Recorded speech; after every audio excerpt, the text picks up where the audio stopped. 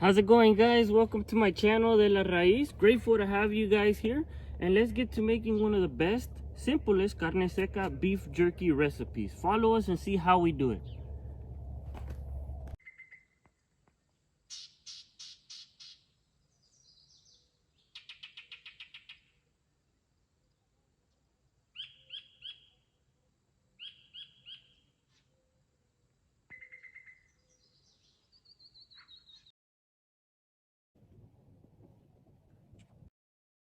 Right here we have roughly about 6 pounds of cross roast, and we're gonna put this on there so we can show you. The cross roast is a very lean cut of meat, and we do that lean cut of meat on purpose.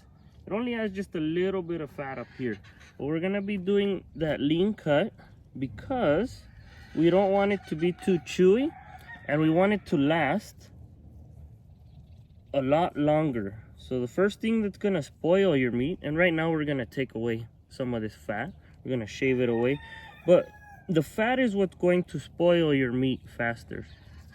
So that's why we're gonna take away most of the fat on this piece of meat, and we'll just put it right here back in the bowl for now. Just trim most of that fat off the most we can.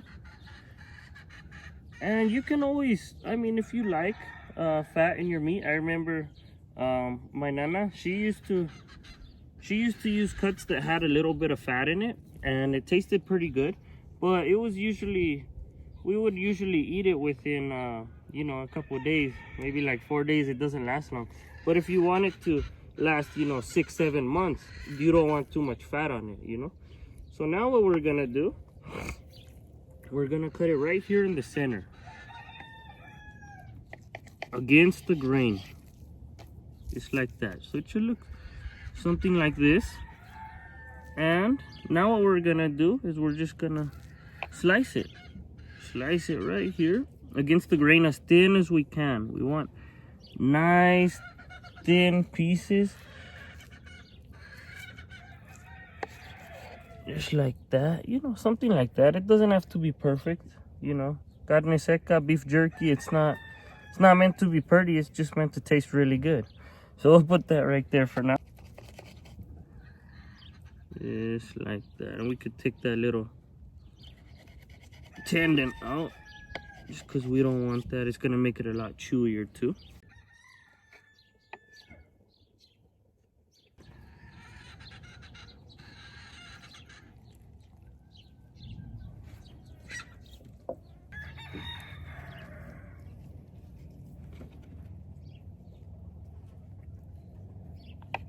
Left was kind of stringy, so I feel like it's not gonna be too good of cuts on the, you know, for the beef jerky.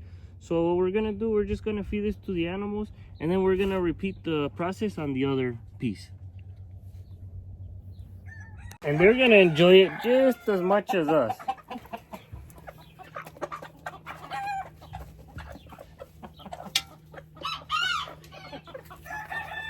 Of course the hens always get it first, and the roosters always eat last. There we go, little buddies, enjoy.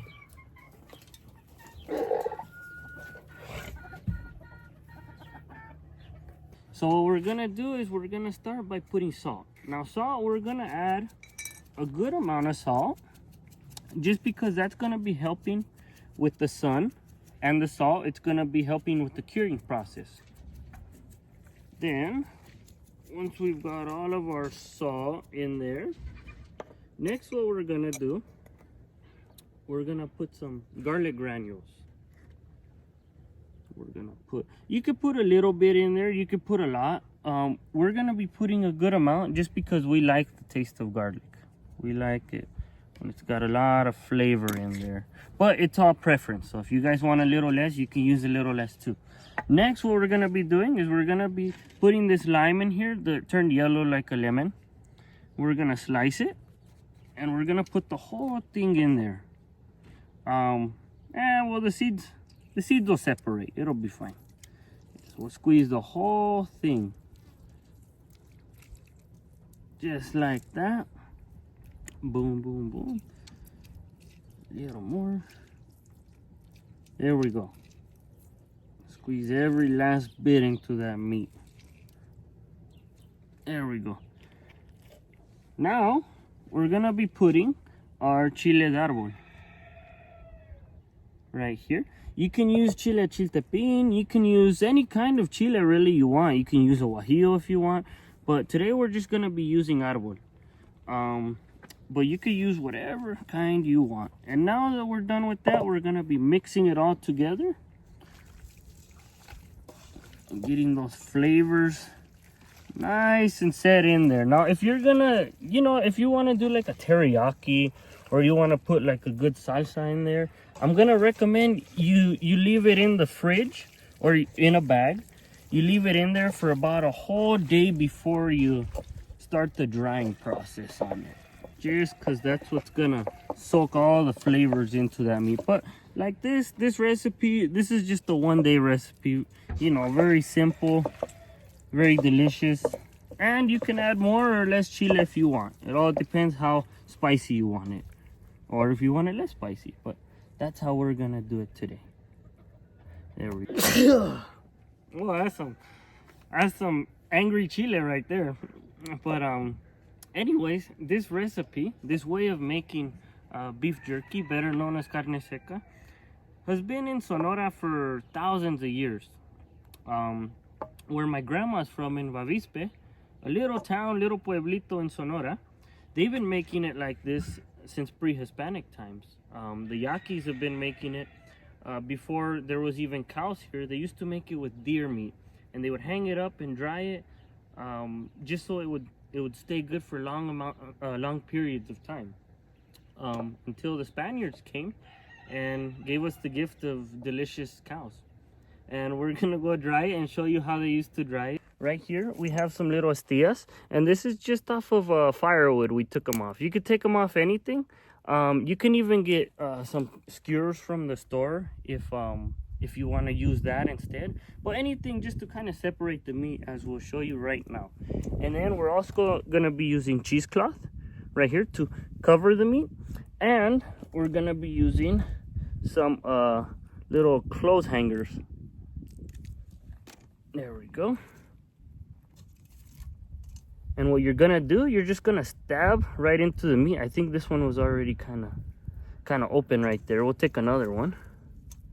Let's see this. We'll take this one right here. Little chunky piece right there. We're just gonna stab it right through, and then we're gonna stab it through the other side. And that's how it's gonna be on the hanger right there. So we're gonna put it right up on this hanger right here, which what I'm using right here is it's just a butcher string. You can pick it up at Walmart. You either want to use a butcher string, or you can also use a steel wiring, but you don't want to use anything plastic, because that's gonna soak right into your meat, and we don't want to be eating plastic in our meat.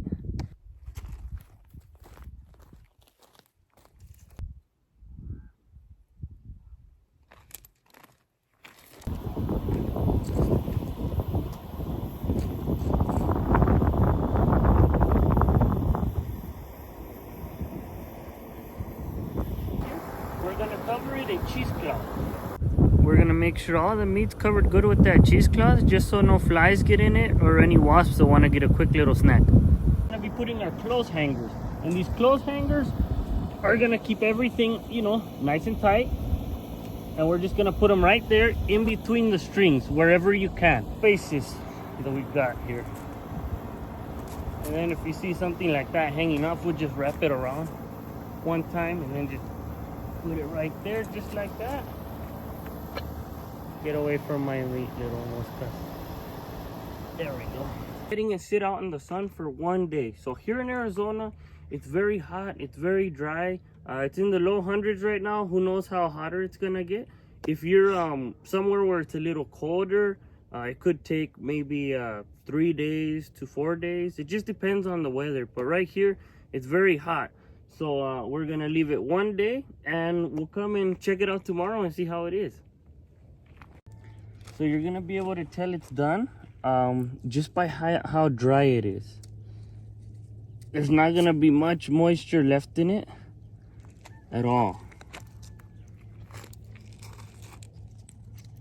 And then we're gonna separate it a little so you can see. And that's what we're looking for right there. Completed.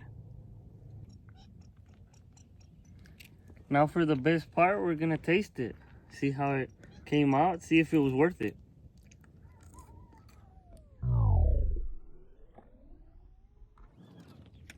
It's very good. So it is. Excuse me. This is gonna be a good piece of meat if you're if you're hiking, if you're on the road, you want to get something to eat quick, or if you just want a really good piece of delicious protein. Honestly, let me know how your guys come out in the comments. God bless, and we'll see you in the next video.